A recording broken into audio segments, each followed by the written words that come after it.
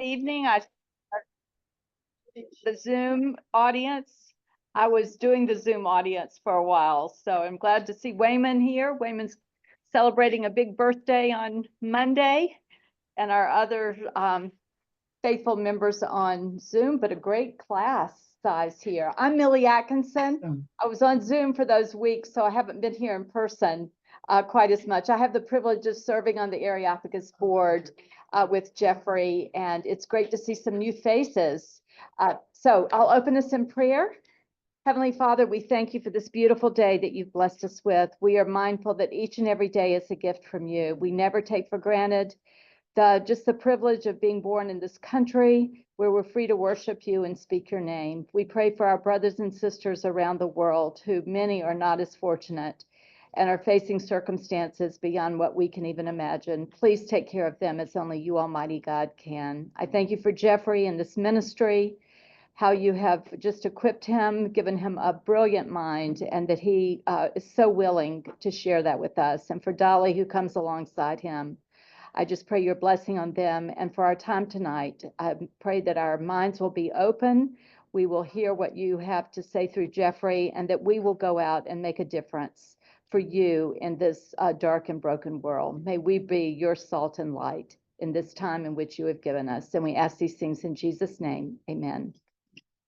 I did want to say, Jeffrey asked for any announcements. If you obviously have an interest in C.S. Lewis, there is a C.S. Lewis Institute here in Atlanta led by Bill Smith, and it's got some great resources. He's doing some book clubs. I put that information on my last Watchman. They did have to cancel the Friday night event if you had signed up for that, but the other book clubs, one was last night. Did anyone happen to go? Allie, you did? Good. What do you think? We had some technical, I think we got thrown off the technology thing, Okay. so it was sort of a slow start, but good, meaningful discussion. You have such a good book. It was Screwtape letters, Yes. right? Yes. So if anyone's interested in that or the Watchman for more information, just let me know. So I think you all live in Dunwoody, so it's a little bit closer to you because they do meet in Peachtree Corners. But obviously, we have a lot of resources here in Atlanta, and Jeffrey, you're one of our great resources. So we'll turn it over to you and learn more about our friend C.S. Lewis. Very good. Thank you, Millie. Well, good evening. Very good to see you all, and very much looking forward to our session this evening. And those of you joining us on Zoom, always very good to see you as well. So just a couple of preliminary announcements before we actually get into our session. Let me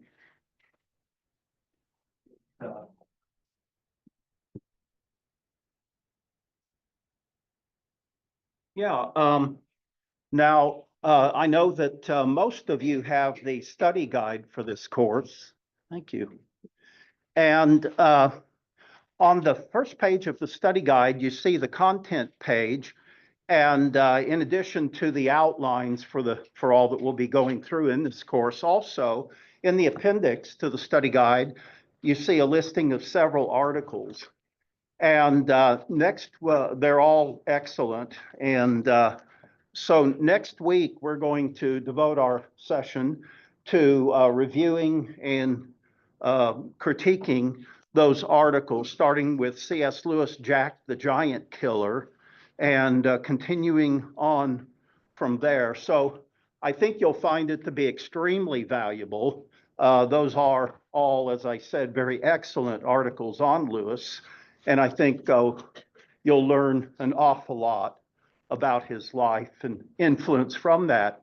Now, the Wednesday after next Wednesday, we will have gotten to, in your study guide, let me see what page this will be. Page 22, from 2 weeks from today. And this is on natural law, politics, and the good society. Now, a lot of Christians, including Christians that have read an awful lot of Lewis's works, don't realize how much he wrote about politics, government, and what he called the good society. And I had written a book on that several years ago. It's not very many pages, but there's an awful lot of content in the book. And so you can find this on Amazon, C.S. Lewis on Politics, Government, and the Good Society. For those of you who are here in person, I brought some copies tonight. So the book's $10, but again, there's an awful lot of content in it. And it's material that even those who have read an awful lot about C.S. Lewis over the years, many are, like I said, really unaware that he addressed very, very serious issues related to politics, political theory, and so on. So I'm looking forward to taking up a session, not next Wednesday night, but the following Wednesday night on that topic as well. I've got some copies here if anybody would like to pick one up. Okay. And so you might want to just take the rolling cart back there.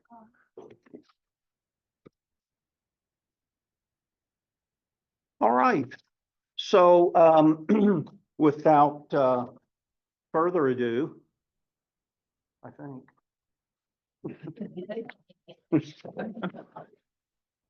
All right. So we left off last week with page 18 in the study guide, some of C.S. Lewis's early works, The Pilgrim's Regress, Allegory of Love, and another book that he wrote, which you see there at the top of page 19, entitled The Discarded Image, An Introduction to Medieval and Renaissance Literature. But I wanted to start our session this evening with this section, The War Years. And again, beginning with a topic that certainly has political ramifications as well. It's based on an essay that Lewis wrote at the beginning of World War II. And this essay was entitled, Why I'm Not a Pacifist. Now, we know that throughout Christian history, many Christians, and in fact, entire Christian movements have been based on pacifism, believing that that is the absolutely the right position that Christians need to hold. And in fact, if you look at the history of warfare, since the time of Christ, then very few of those wars were truly just wars, justifiable wars. And so a Christian pacifist position certainly would have been, certainly legitimate, but not always. And so when it comes to 20th century wars, especially World War I and World War II, Lewis would argue that pacifism is not a Christian position to take. And in fact, as Christians, we have a moral obligation to try and contain and defeat evil in this world as much as possible. And so that's the point he's going to be arguing in this essay, Why I Am Not a Pacifist. Now, Lewis was a conscientious Christian, but he was not necessarily a conscientious objector. He's profoundly disturbed by the outbreak of war in 1939, but he believes that England has no other honorable alternative except to fight, as courageously as possible against this very, very evil Nazi regime. And so Lewis sets forth his view on war in this essay, Why I'm Not a Pacifist. And he delivers this essay, this article actually, to a British pacifist group early in World War II. And he makes the case that we need to follow our conscience, but our conscience needs to be conditioned by the principles of natural moral law. We use that term an awful lot in a lot of our apologetics classes, natural law. And it may not be a term that's real familiar to some of you, but when we're talking about natural law, we're talking about basic fundamental moral, ethical precepts that should apply to everyone, regardless of whether they're Christian or not. It's just basic principles of decency and civility and all. Now, as Christians, of course, we're called to a much higher standard of morality and ethics, but those are not standards that we can impose on non-Christians. So natural law really addresses the realities of human nature, and again holds that all of humanity is this kind of a lowest common denominator for goodness and morality. But it's a common denominator that, again, we have every right to hold everybody responsible to. And of course, Hitler and the Nazi Party and Mussolini and Italy and the Japanese imperialists, they're violating all these basic foundational principles of moral law. And they are threatening and, in fact, killing and enslaving so many people. We have a moral obligation as Christians to do everything we can to fight against that sort of inhumanity. Now, Lewis in this article will say that history does not support the pacifist position that all wars do more harm than good. That would be the pacifist position typically throughout history. And that is, yeah, there's evil in the world and everything, but gee, it would be evil to, take up arms and try to even kill people as a result. But Lewis, like most Christian ethical thinkers over the last 2,000 years, Lewis would say that no, that's in itself immoral. We need to try and contain as much evil and injustice in this world as possible. So helping people is good. Hurting them is bad. But in reality, of course, we understand that realistically, we can't help everyone. Now, last week, you might have seen in your news feed a really horrifying story about what happened in the Congo, where Muslim extremists invaded a town, a village, and they beheaded 70 Christians. And many of you know Iraj Ganouni. Iraj, of course, attends Johnson Ferry here and speaks all around the world. He's a former Muslim, having been born in Iran, but he converted to the Christian faith back in the late 1970s. And Iraj sent me the video. I think it was only a minute or two long video of some of those scenes of the slaughter. And I tell you, it might have been the most gruesome thing I've ever seen in my life. I watched about 20 seconds, and that was sufficient. And so the Christian view would be, no, that kind of evil needs to be opposed wholeheartedly and with all of our effort and all. And that's also what's going on to some extent in World War II with the rise of Nazism and Japanese imperialism as well. So Lewis is going to argue that in reality, in order to protect one group from another, we sometimes need to use force to restrain those that are the aggressors. And the solution to war is not to increase the number of pacifists in all nations, which, again, there have been Christians who have made that very comment, and that is, we just need to convert more people around the world to Christianity, and then, then we'll continue to uphold this pacifist position.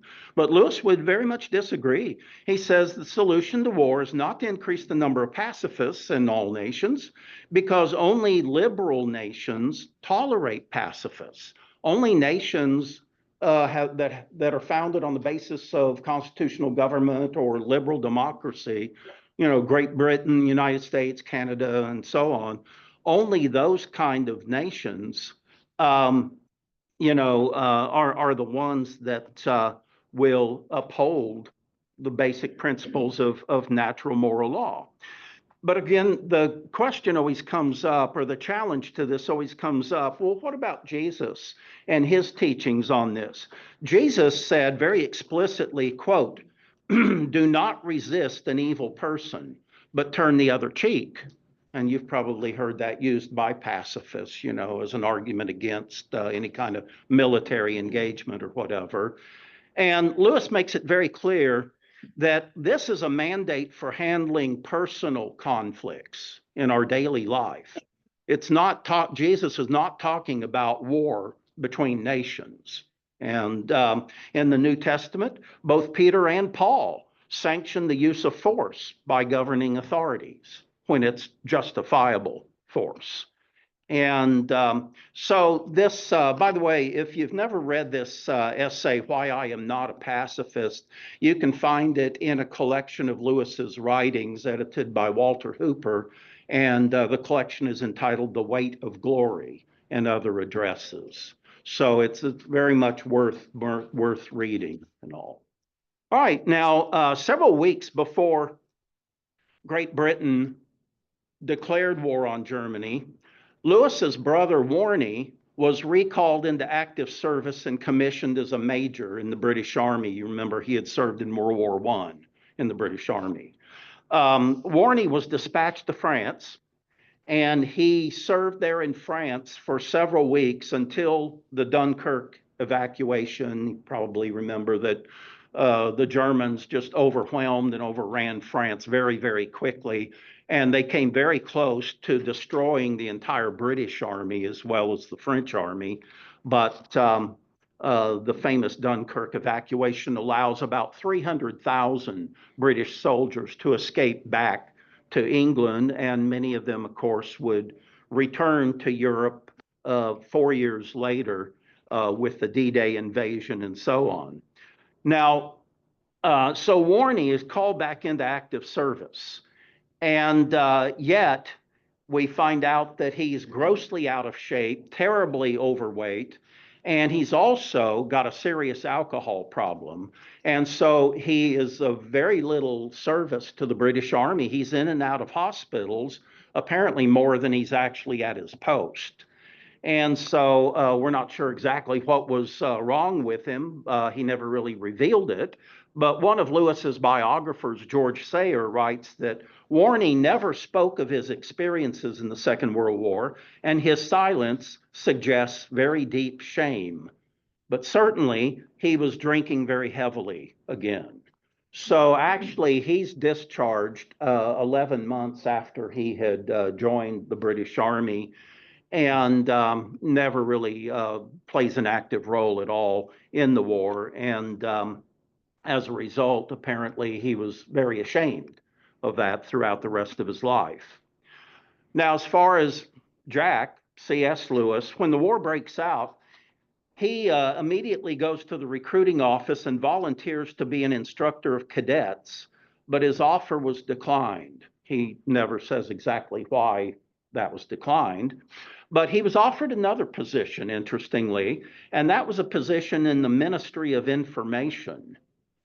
Now, if you know anything about the life of Dietrich Bonhoeffer, when World War II came around, Dietrich Bonhoeffer joined the German Ministry of Information so that he could do as much damage to the German cause as possible by spreading all kinds of misinformation or disinformation. I'm not sure what the difference is, but anyway, so that was Bonhoeffer's position, and that is, yeah, I'm going to serve in the German government, but I'm going to do everything I can to muddle the situation and, you know, frustrate and defeat Germany's intentions. But Lewis declines to serve in the Ministry of Information, and he tries to explain this by saying that he didn't want to be party to manufacturing propaganda and disseminating lies. Now, I find that very curious and frankly, very hard to defend, because telling a lie is not the greatest sin, is it?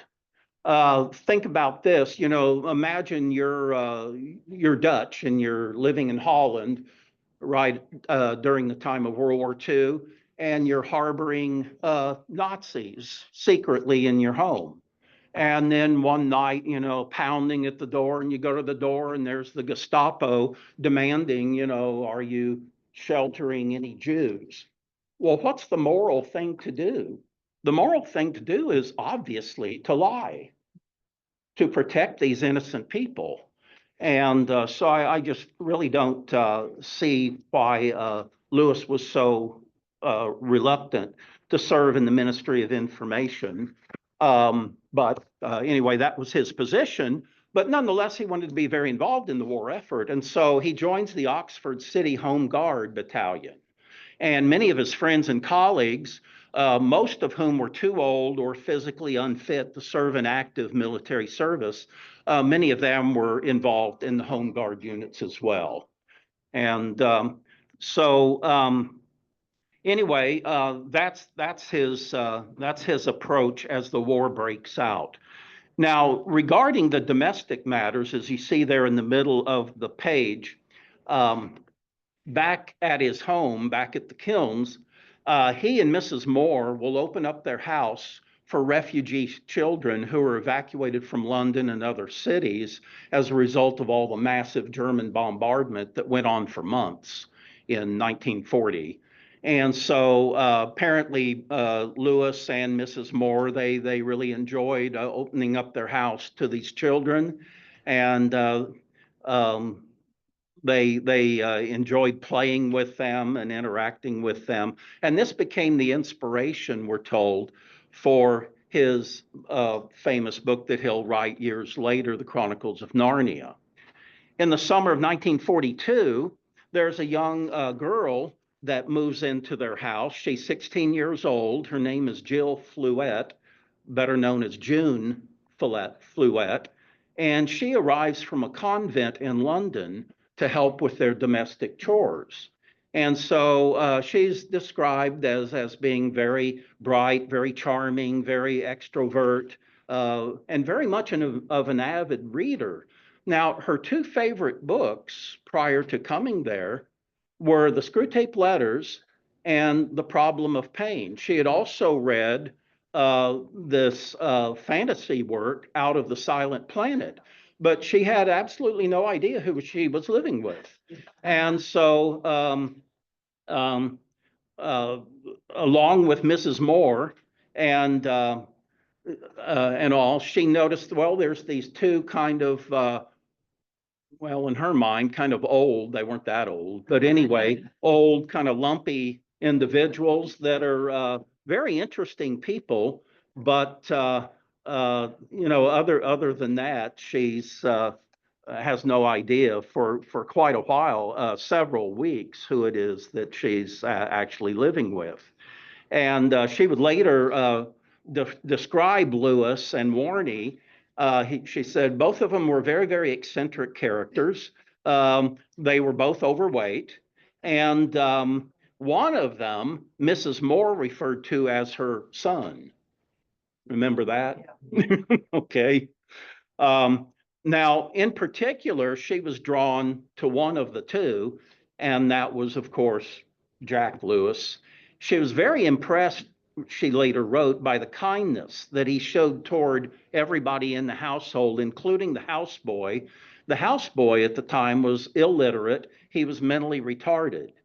And yet Lewis would spend a lot of hours every week in the evenings teaching this boy how to read. And she found that just, very, very, very impressive. So after several weeks, she finally figures out who it is these two guys are and who she's living with. She's living with her favorite author and one of the absolute prime influences in her life. And so you can imagine she's rather ecstatic, when that becomes apparent. Years later, she'll reminisce that Lewis, quote, had such a great understanding of human nature, and I felt he must have known my every thought. And so apparently he was anything but your typical intellectual, very detached with a superiority attitude and so on. That certainly wasn't how he related to her. Let's see, 1940, he would have been 42. Yeah, 42. I think she might come in, she came in actually 1942, so he's 44. But she's only 16, and so a 44-year-old to a 16-year-old is an old man. I'll probably feel the same way when I'm 44. Um, oh, wait a minute. That was several days ago when we were 44. Okay. Now, she's also, June Fluette is also very impressed by how sensitive and attentive Lewis is to Mrs. Moore's needs. And she'll later write, quote, "The only time I ever heard Jack Lewis raise his voice in annoyance with her was once when she had said something derogatory about Warnie, Lewis's brother." Okay, so he was very defensive of, when it came to his brother. Now, interestingly, until he married in his late 50s, which is even older than 40s, right? Lewis's closest relationships with the opposite sex came with a woman 26 years older than he, Mrs. Moore, and a girl 30 years younger than he. Okay, so he'd never had a, quote, normal relationship with female and until late 50s. And he actually, as you probably know, he actually married a female. Is that the proper politically correct term for you all these days? No. Yeah, who knows? It changes about every week, doesn't it? But anyway, both Jack and Warnie are very impressed by this June Fluette, her great work ethic and her demeanor. And Warnie writes in his diary, "I have met no one of any age that was more advanced in the Christian way of life than she. She had come out of a convent and all." And he says, "Despite working from early morning to late night, I have never seen her other than being very gay, very eager to anticipate demands, and never complaining." So she really impresses Jack and his brother Warnie. She also writes very endearingly of Mrs. Moore. Quote, "She was strong-willed and had a great sense of humor," referring to Mrs. Moore. "Mrs. Moore and Jack had happy times together. She adored him absolutely. Her whole life was centered around him." And it was also this June Fluette who noted that when Mrs. Moore became ill, she took all of Jack's letters that she had received from Jack over the previous 25 years, and she burned them in, quote, "the old-fashioned boiler in the kitchen." So all these letters that Jack had written to Mrs. Moore in the past, once she becomes very ill, she burns them all. And we can only imagine why. Okay. But anyway, having said all that, now, and despite June Fluette's very high opinion of Mrs. Moore, we're told that Mrs. Moore did very much disapprove of Lewis's relationship with June. And actually, at Mrs. Moore's insistence, June later left for the Royal Academy of Dramatic Arts. So it sounds like Mrs. Moore couldn't wait to get this very engaging, attractive young girl out of the house. Oh, sorry, we're assuming at this point, it's almost a decade after his conversion. Yes, So he this. hasn't been in quite a while. Oh, no. Yeah, all of his biographers, as far as I know, including those that were not Christians and are critical of Lewis, they all of them that I've ever read, believe that once he became a Christian, he became celibate. And how that affected Mrs. Moore, we have no idea because we don't really even know the extent of their relationship in the first place. Yeah. She burned the letters. But she did burn the letters, and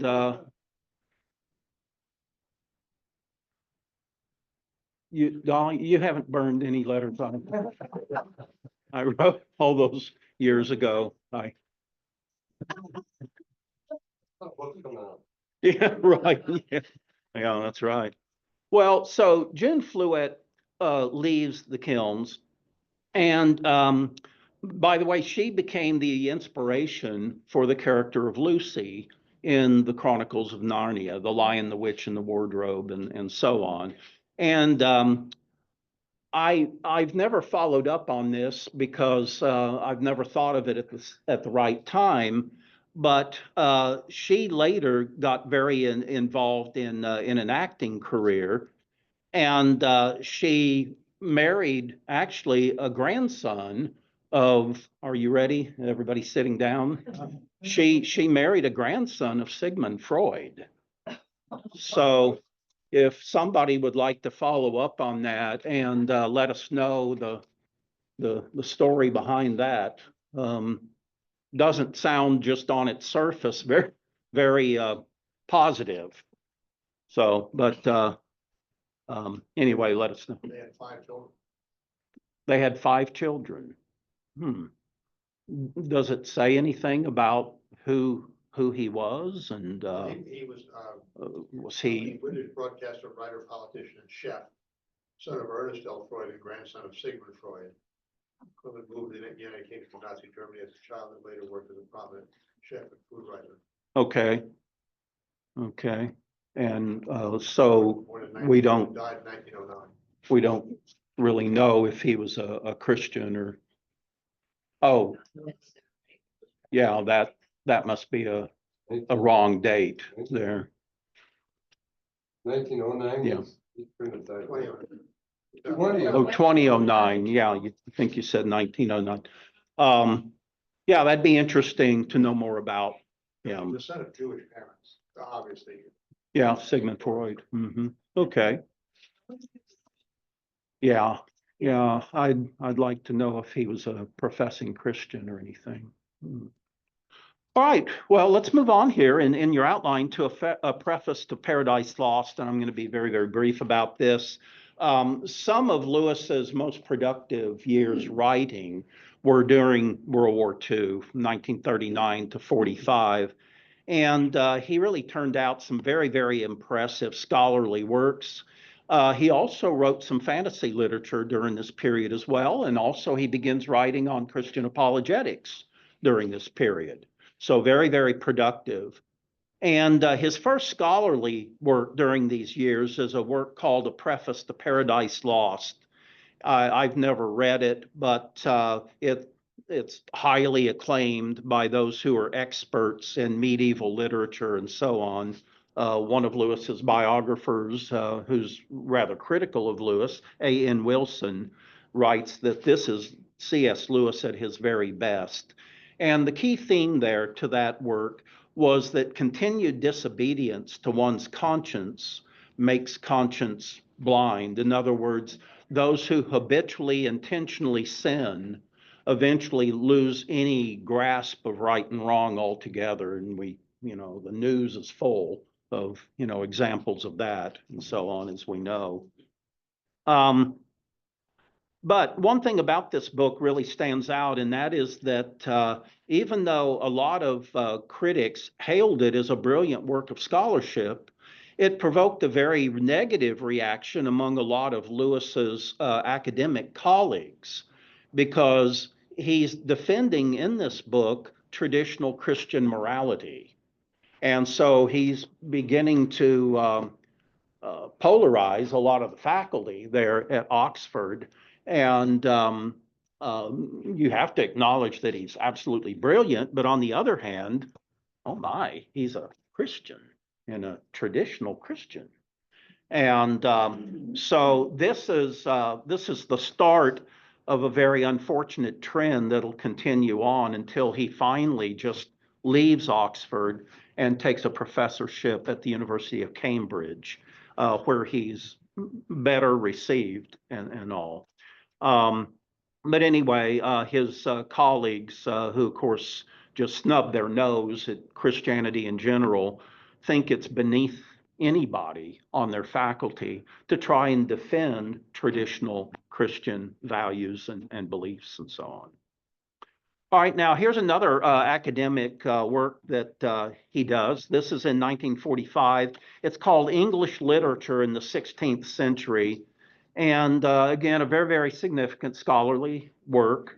And it actually appears in the Oxford History of English Literature. And again, is hailed by critics as just, really first-rate scholarship and so on. But a lot of his colleagues there at Oxford really disliked his whole approach because rather than presenting a very dry academic treatment of the subject, Lewis writes with wit and with humor and freely expresses his own opinions. And, many look down on that sort of thing, as being beneath the dignity of professional scholars and so on. So, all right. So next you see there on page 20 in your study guide, one of his best known works, The Problem of Pain, writes this in 1940. And of course, this is at the outset of World War II. And Lewis is coming to feel that he is living in enemy occupied territory, even in Great Britain. Now, what he's talking about is, Nazi Germany is evil, absolutely evil, but that just is a manifestation of a much greater evil at work in the world, in Western civilization and in Great Britain and so on. So he'll argue that Nazi Germany is not the ultimate evil, but instead it's anti-Christian propaganda and anti-Christian secularism that has totally engulfed Britain and the rest of Western civilization. And of course, it starts a century or actually a couple of centuries prior to this time. But Britain's Christian heritage and all is just really withered during this period. Now, we obviously in our lifetimes, we've seen the same thing going on here in America. We may be, perhaps a few decades behind that of Western Europe and Great Britain in terms of the wholesale sellout to secularism, but it's been affecting and inflicting, terrible consequences on Western civilization for several centuries, actually going all the way back to the religious wars associated with the Protestant Reformation.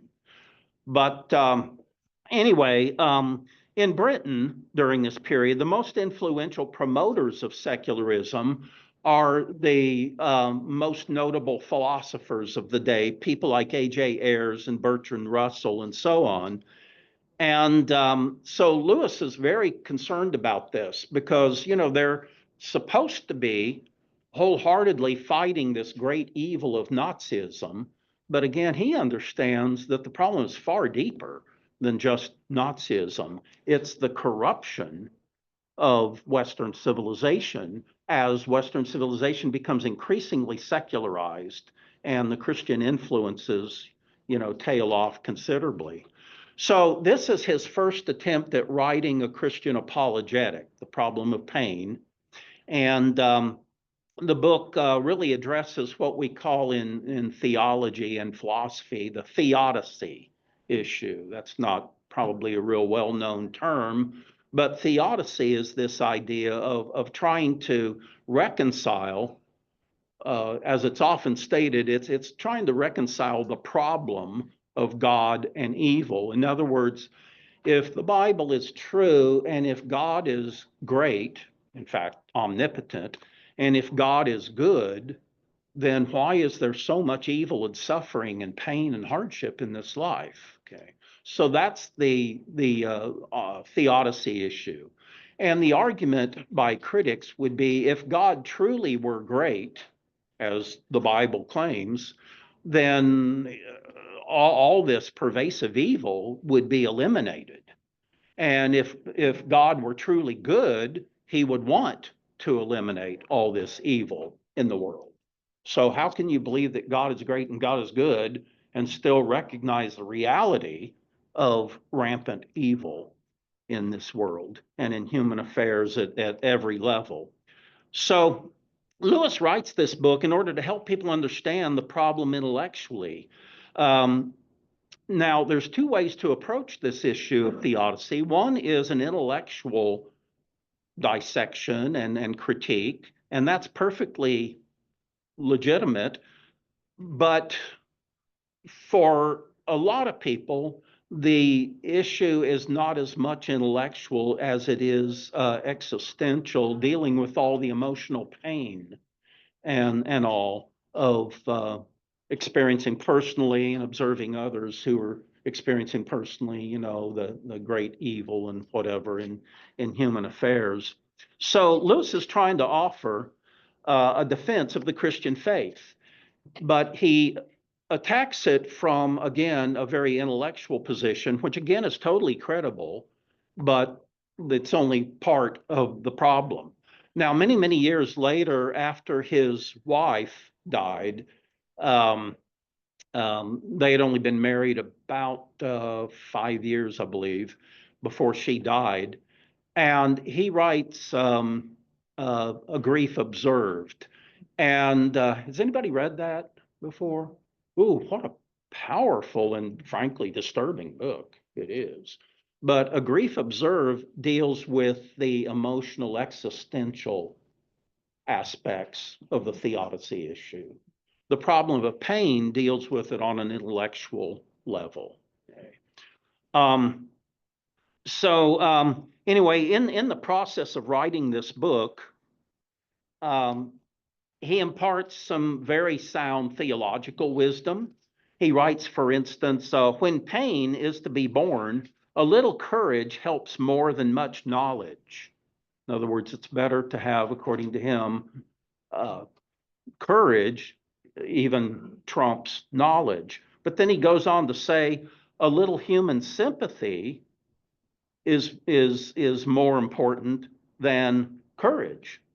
And the least infusion of the love of God is the most important of all. So we have to start with the realization and the true belief that God truly does love us, despite the fact that our lives are anything but ideal. And with that, we can live courageously. And it is quite the struggle. And by the way, the book was, you know, criticized by some for only dealing with the problem of pain from an intellectual level, philosophical level, and not dealing with the very real traumas that people experience as a result of how their life is so interrupted and dysfunctional and so on. In this book, Lewis also puts forth his philosophy on hell. And he's very much influenced by G.K. Chesterton in this response.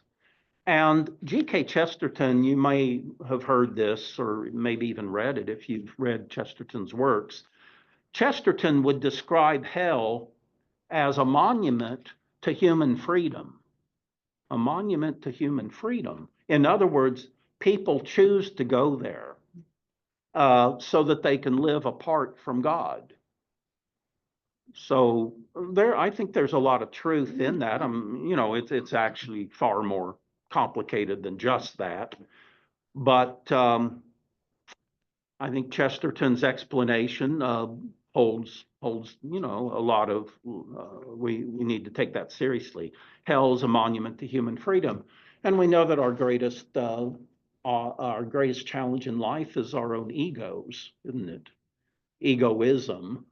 And it's manifested in so many ways. You know, when we encounter people that seem to be just totally ego-driven, we call them narcissists.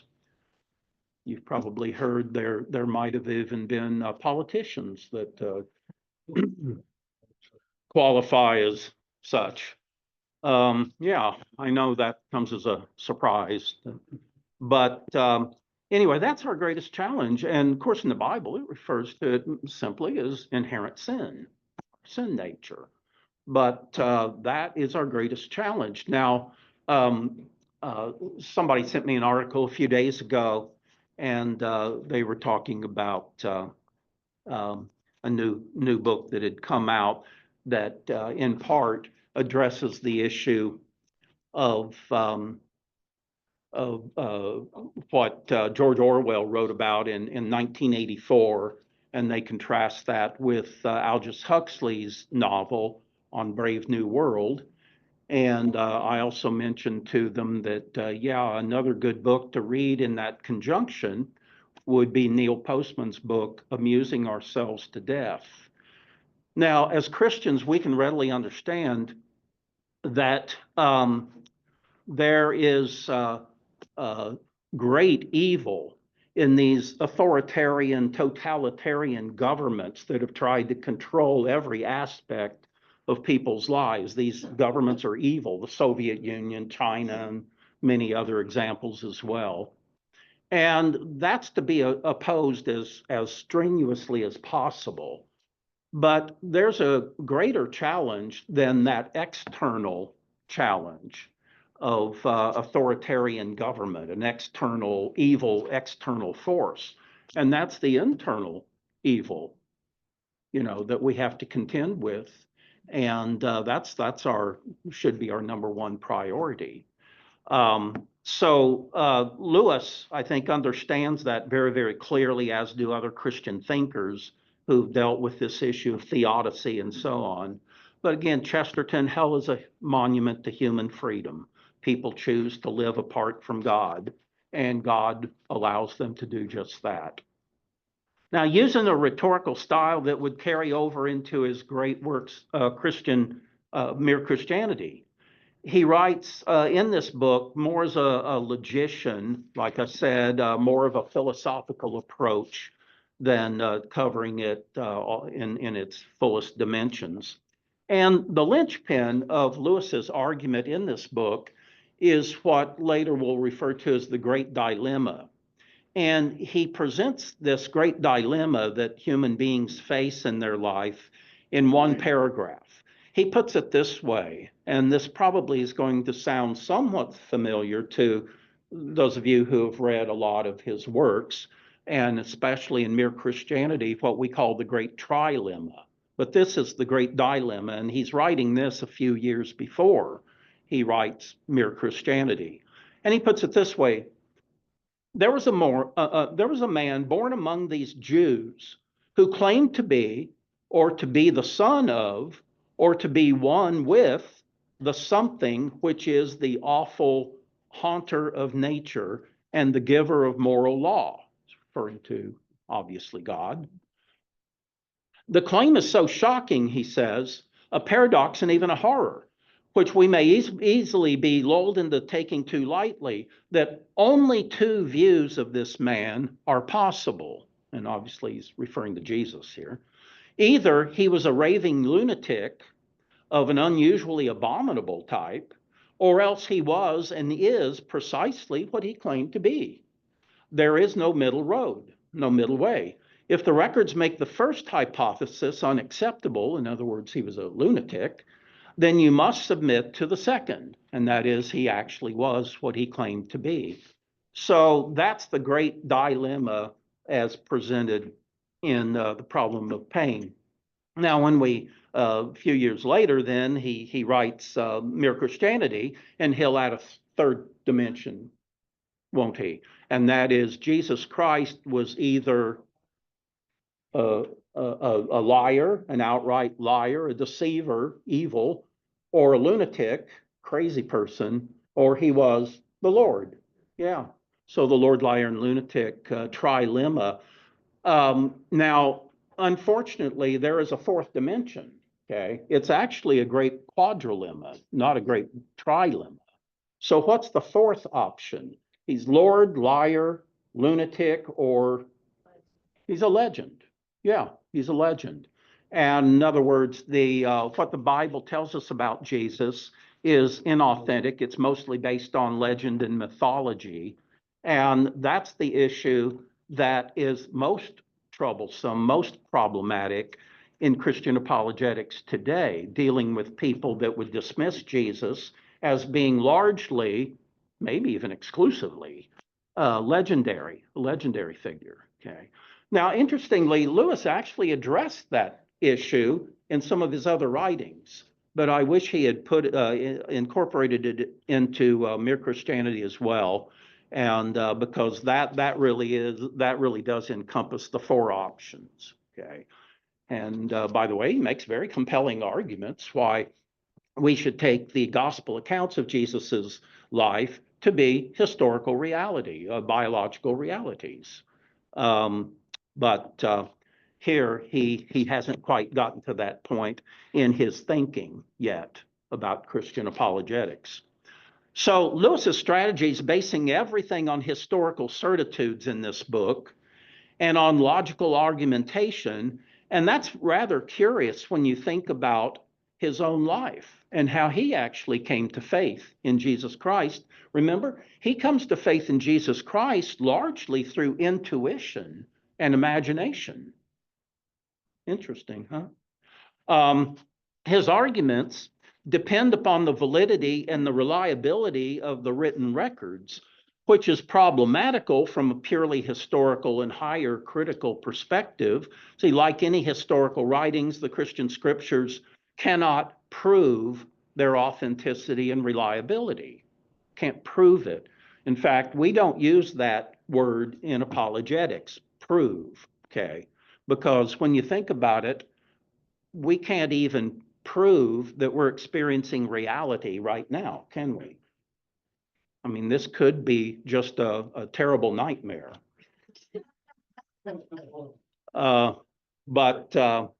Anyway, so why should we believe anything that we can't, quote, prove? Well, because there's nothing hardly in this life that you can prove, okay, in a strictly philosophical sense. And so why believe it? Well, see, his whole argument is resting on faith, not on verifiable fact. But his argument is also philosophically and logically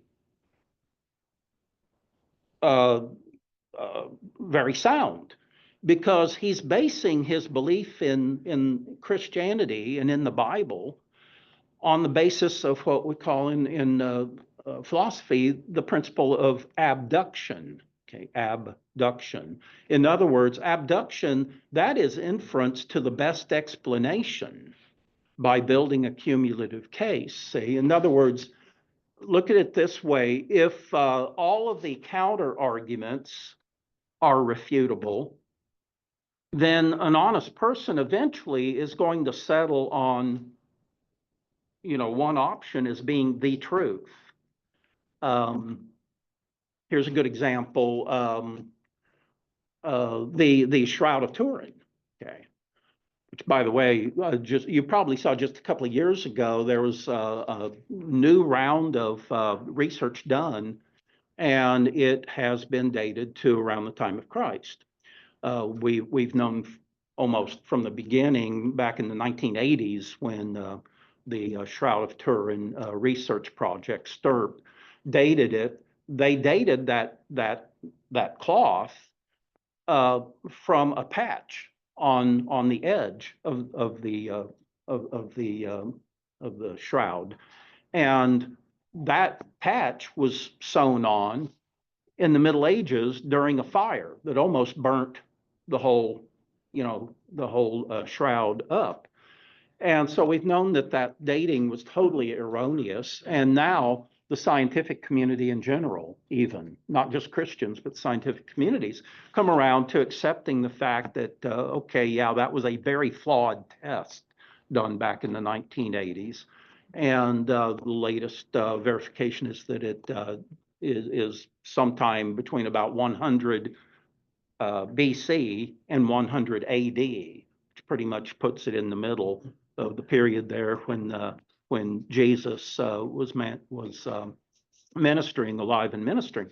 So the point is simply this: Let's take the Shroud of Turin. Now, if it's authentic, it would be an absolute miracle. But as Christians, for good reasons, we believe in miracles. Okay. Miracles certainly transcend and contradict the, natural physical laws of nature, but that's why we call them miracles. Of course, they, contradict the natural physical laws of nature. But what the shroud is something, it's not nothing. So if it's something, what is it? Well, all of the counter arguments that it's man-made and was produced, by great artists or something like that, none of those arguments have any credibility whatsoever. And so once you've eliminated this argument and this one and this one and this one and so on, at a certain point, a rational person would have to conclude, apparently this image of a crucified man was made, by a miraculous burst of energy. And so there's nothing irrational about that assessment whatsoever.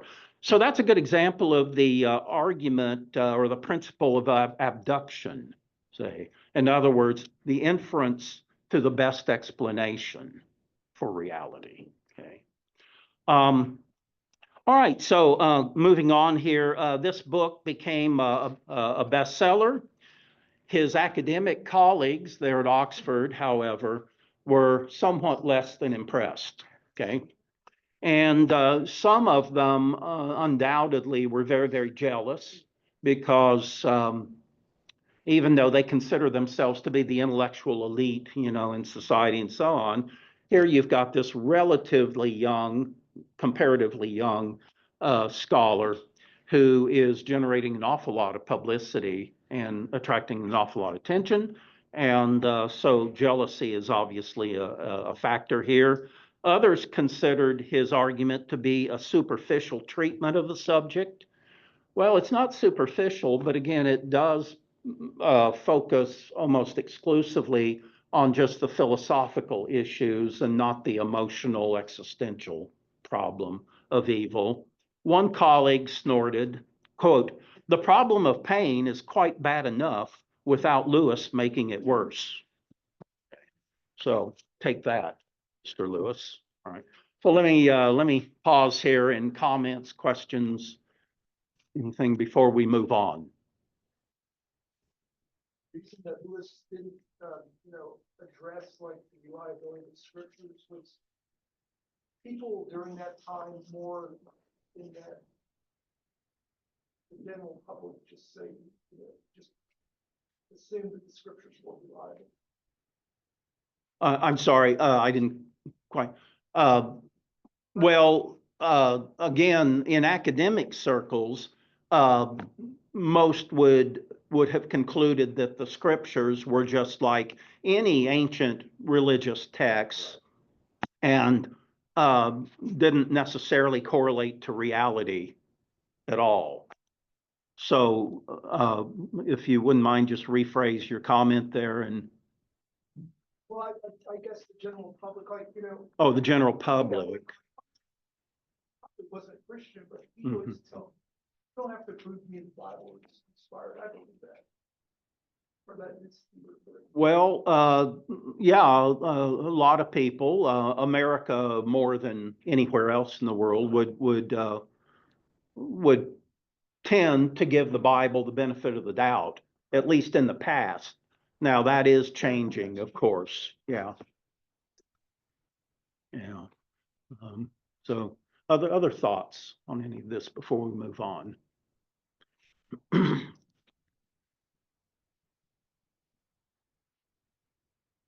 All right, well, let's do just that. And you see at the bottom there of page 20, the Screwtape letters. Perhaps you've heard of that in Millie's announcement.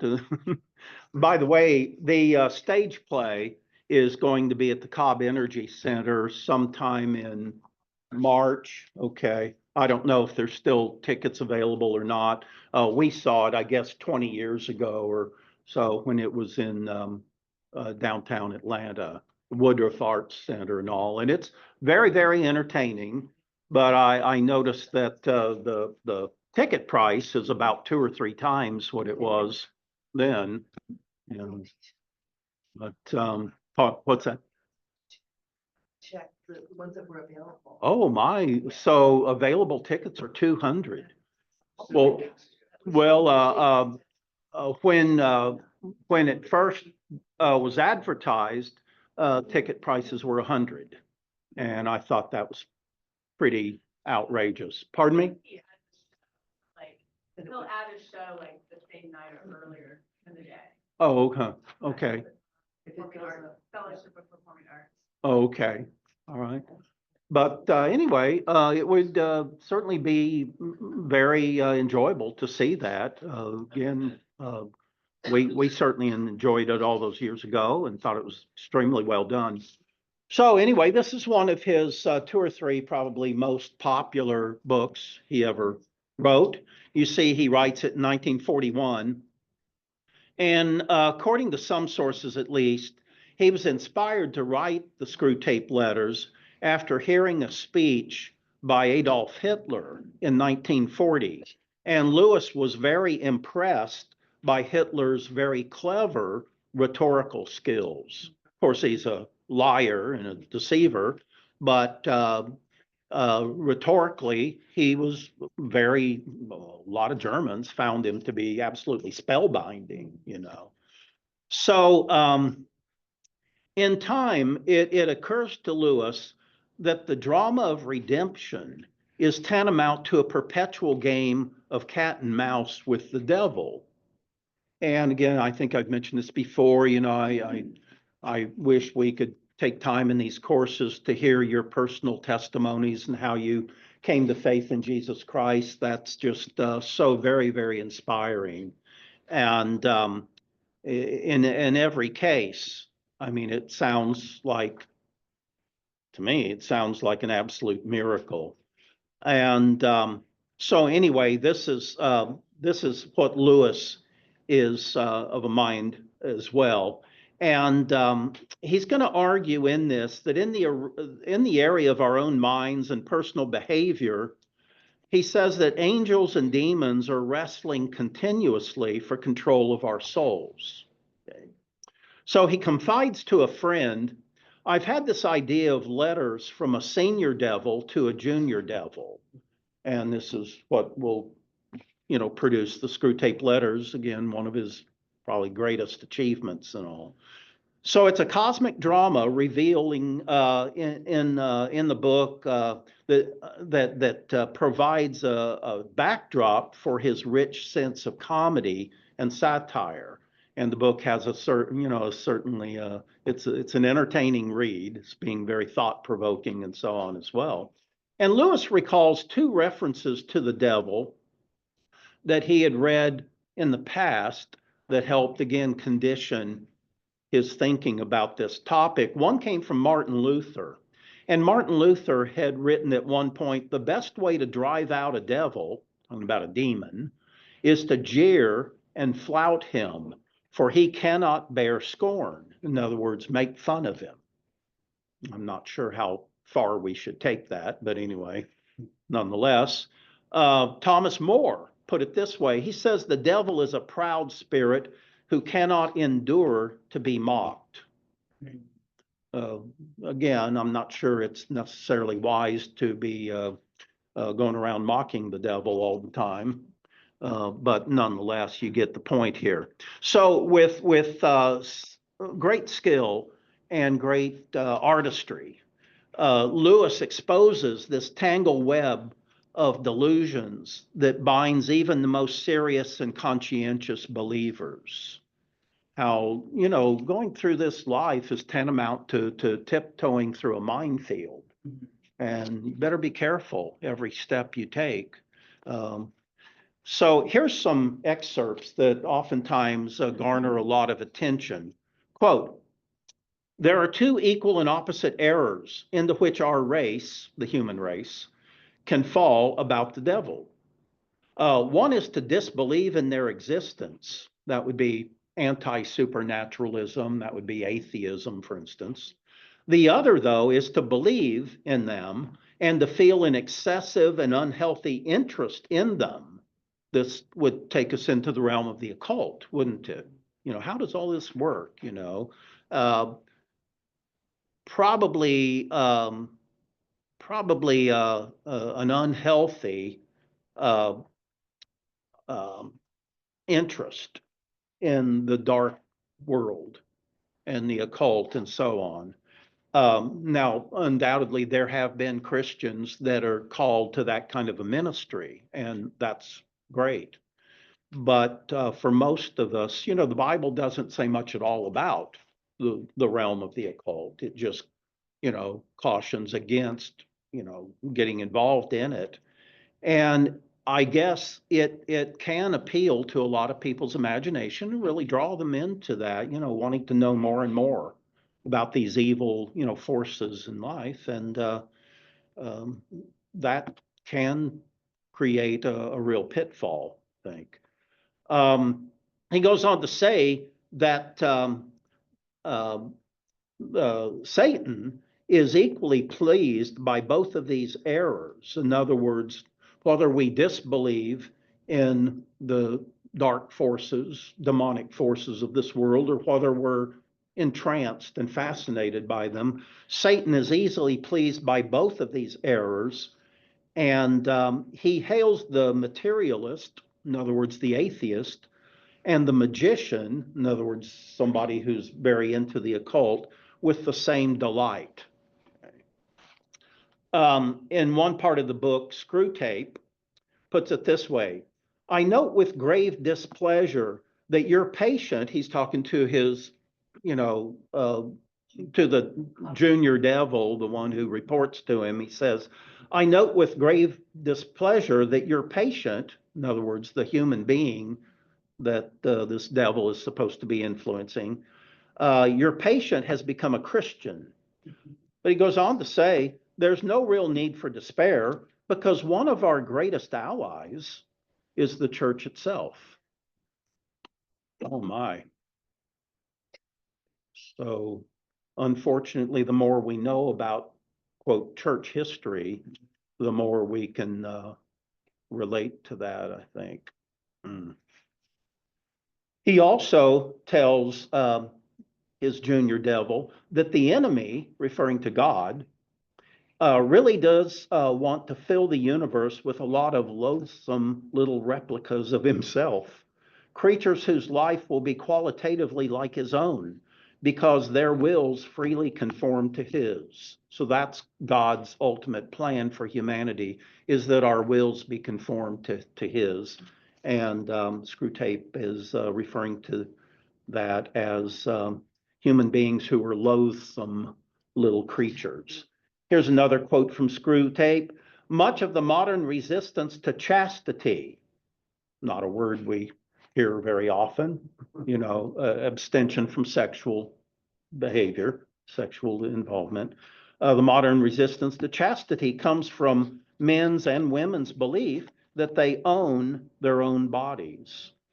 We have heard all this propaganda over the last 30, 40, 50 years, especially in the context of abortion rights, so-called rights. It's my body and I have the right to do whatever I choose with it. Well, actually, there's another resident in your body at the time, isn't there? And if allowed to go full term and be born, will be a human being just like the mother herself. So much of the modern resistance to chastity comes from men's and women's belief that they own their own bodies. In the epilogue of Screwtape Letters, Lewis comments that this book was the easiest but the least enjoyable book to write he had ever done. He says, although it was easy to twist one's mind into a diabolical attitude, it was not very fun. The strain produced a sort of spiritual cramp. He says, the world into which I had to project myself was all dust and grit and thirst and itch. Every trace of beauty, freshness, and geniality had to be excluded.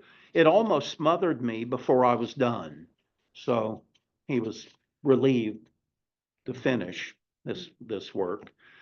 The book itself was an immediate success when it was released, and it really propels him into the limelight in terms of being one of the premier authors in Britain at the time. Okay. Now, a couple of footnotes to this. Lewis donated the royalties from that book to various charities, and he later set up a trust fund to donate to charity all the royalties that he received from his Christian books. Okay, so he's a very much of a committed, Christian philanthropist, and he helps so many people through the enormous amounts of money that he'll get through book royalties.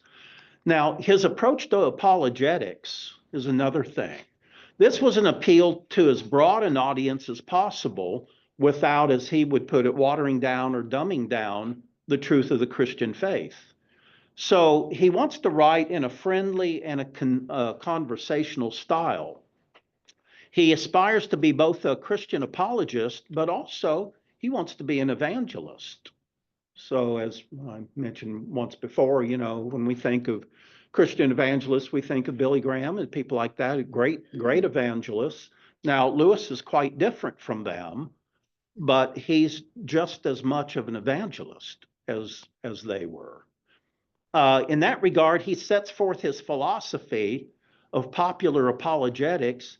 He writes about this in an article he wrote in 1958 in a magazine called The Christian Century, in which he's responding to one of his academic critics. And he writes, quote, "When I began, Christianity came before the great mass of my unbelieving fellow countrymen, either in the highly emotional form offered by revivalists or in the unintelligible language of highly cultured clergymen and theologians." So you have these popular evangelists sometimes who just kind of cater to the lowest common denominator, not always, but sometimes. And then you've got these academic, theologians and so on that try to overwhelm other people with their great intellect and their great vocabulary and so on. Lewis says, my task was simply that of a translator. I was trying to turn Christian doctrine into the vernacular, into the language that unscholarly people would attend to and could understand.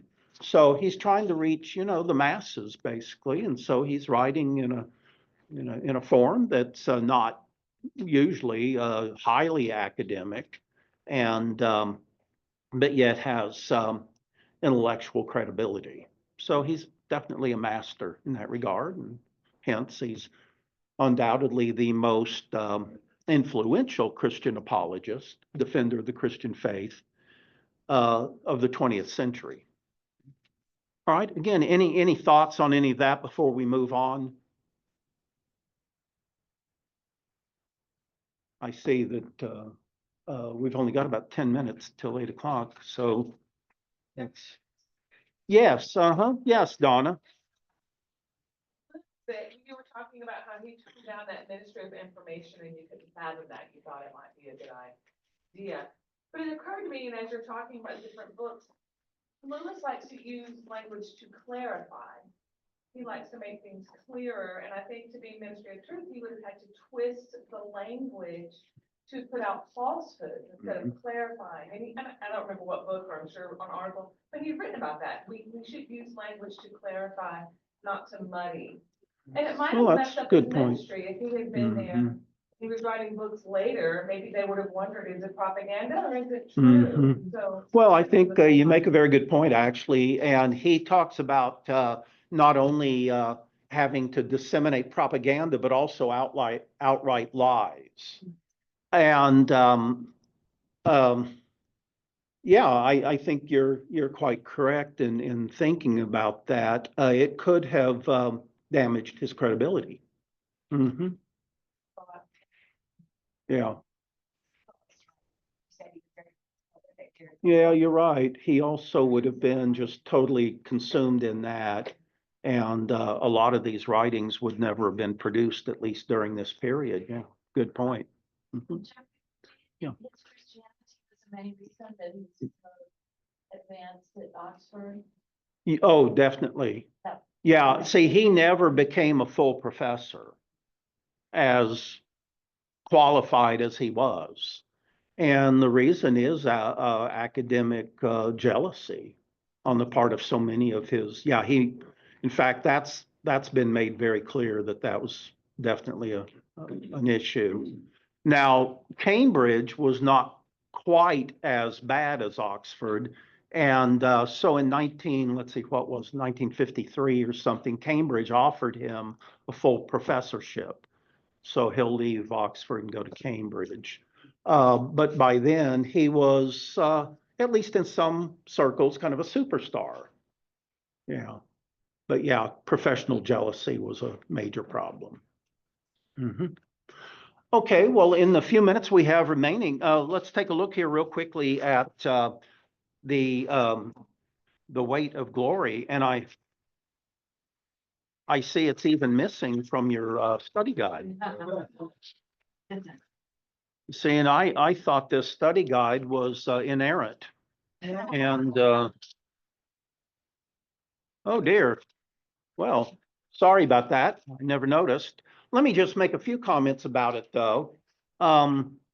This is basically a sermon that he preached in a prestigious church in 1941.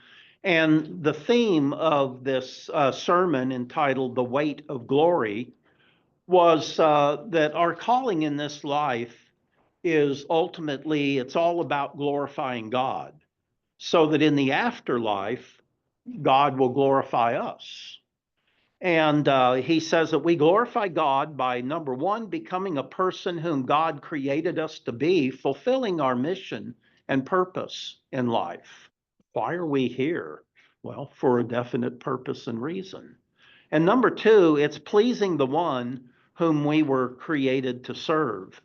And so Lewis, in this article, talks about how that our passion in life, our passions are only dim imitations or intimations, actually, of a greater yearning that we have for transcendence. And this takes us back to that concept of joy, that so animated his life up to the time he became a Christian. And so he'll emphasize that. He'll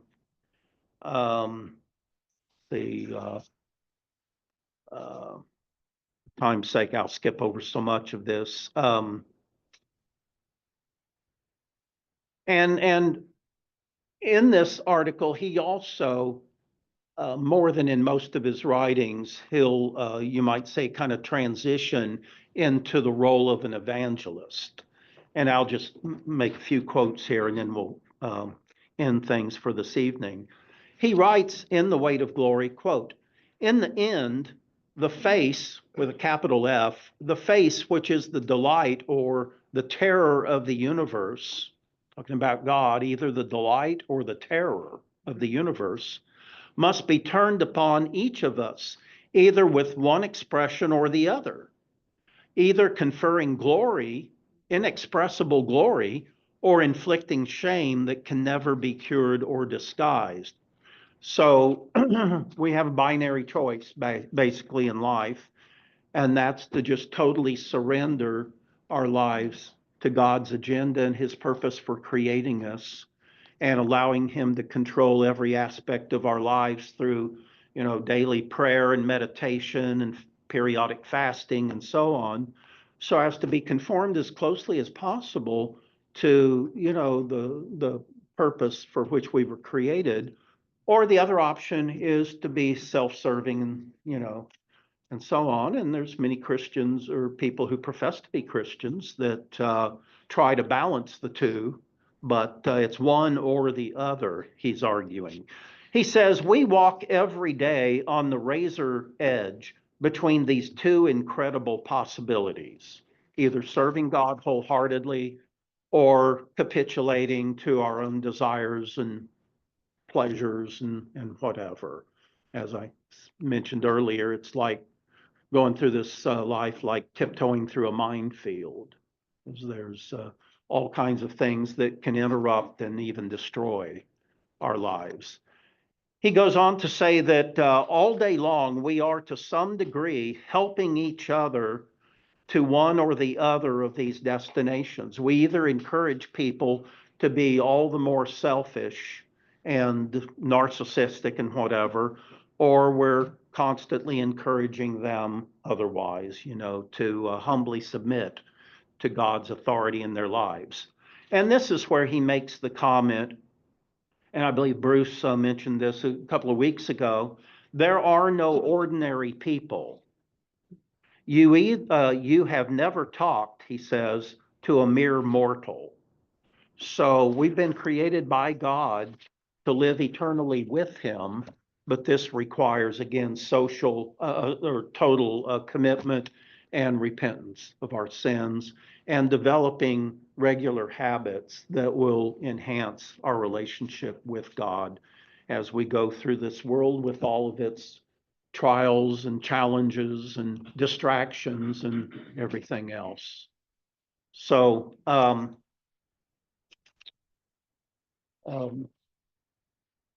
let's, so, okay, It says, it would seem that our Lord finds our desires not too strong, but too weak. We are half-hearted creatures fooling about with drink and sex and ambition when infinite joy is offered to us. We are like an ignorant child who wants to go on playing in mud pies in a slum because he cannot imagine what is meant by the offer of a holiday at the sea. Yeah, that's great. Yeah, absolutely. Yeah, it's a great essay, and it also became a book title for a collection of essays, The Weight of Glory. So highly recommend you checking it out. And when you do, be sure you fill out the blanks here at the bottom of this page that excluded it from your outline. So there you go. Yes. So anything before we pause for this evening? And again, next week, if you check again there at the beginning of your study guide, you see that there's several excellent articles in the back of the study guide on Lewis's life, some great insights, and we'll have reviews and critiques of those next week. I think you'll find it extremely valuable. And then after that, we'll look at a topic that's oftentimes avoided, and that is C.S. Lewis's very strong, very perceptive views on politics and government and Christian social responsibility. And what a good society, now not a great society like Lyndon Johnson tried to cobble together, but what a good society would look like based on natural law principles that apply to all of humanity. And then again, as Christians, of course, we're called above and beyond that. But nonetheless, there's basic elementary level morals and ethics that we have every right to expect everybody to adhere to. Okay. Yes. Excellent resources to go along with those books. Yes, Millie said Hillsdale. C.S. Lewis. Yeah, the C.S. Lewis series and. It's free, Yeah. and I have that link I have it in my resource file. I think the one I put on my last Watchman went to Facebook, so it was not Okay. the regular. You could just go to the. Yeah. Hillsdale. Hillsdale College has, I tell you, that is, it's in a class of its own. And so they have great resources there, and their works on C.S. Lewis. In fact, we're watching a series, a Hillsdale series right now in the evenings. And yeah. I just said, oh, you know, you really connected. Like my daughter's going there, so. Oh, your daughter goes there. Oh, his daughter, okay. Yeah, yeah, unfortunately, it's in Michigan. And I mean, why? I know several of those people. I asked them a few years ago, had they ever considered moving Hillsdale to Florida? Okay, and so, well, only you. But anyway, well, good being with you all this evening, and great to see those of you who join us online as well. And I hope you found this to be informative and inspiring as well. What a great life to study. So good being with you all. Blessings on your week.